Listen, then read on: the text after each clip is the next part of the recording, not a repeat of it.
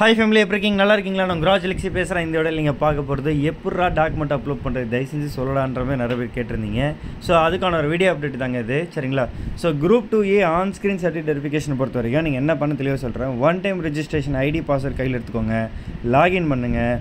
உள்ளே போனீங்கன்னா கீழே வந்து ரீஅப்லோட் பண்ணுறீங்களான்னு சொல்லிட்டு உங்கள் வேர்ட்ஸே போட்டுருங்க, ரைட்டுங்களா? பாருங்கள். அதுக்கிட்ட போனீங்கன்னாக்கா நீங்கள் ஆல்ரெடி அப்ளை பண்ணது தெரியுமா, கரண்ட் ஸ்டேட்டஸ், ஓகேங்களா? அதை கிளிக் பண்ணிங்கனாக்கா இது நீங்கள் என்னென்ன எக்ஸாம் அப்ளை பண்ணோ அது எல்லாம் இருக்கும். அதில் குரூப் 2A போங்க. அங்கே பார்த்தா வியூன்னு இருக்கும், இன்னொரு ஆப்ஷன் அப்லோட் டாக்குமெண்ட்ஸ் இருக்கும். அந்த அப்லோட் டாக்குமெண்ட்ஸ் கிளிக் பண்ணிங்கன்னா இந்தமாரி ஓப்பன் ஆகும், ஓகேங்களா?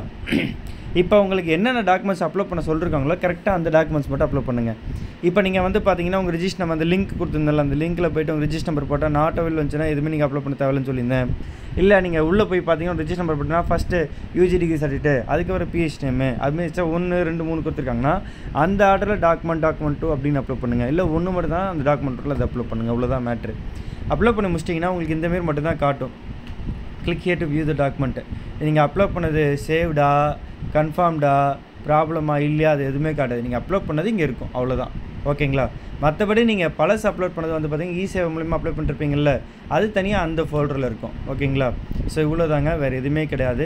இதில் கன்ஃபியூஷன் பண்ணாமல் பார்த்துக்கோங்க. இதில் உங்களுக்கு வேறு சேஞ்சஸ் இருக்குது, இல்லை நான் எனக்கு கன்ஃபார்ம் காட்டுச்சு, சேவ்டு காட்டுச்சு, சம்திங் ஏதாச்சும் புதுசாக காட்டுச்சுன்னா கீழே கமெண்ட்டில் கொடுங்க, ஓகேவா?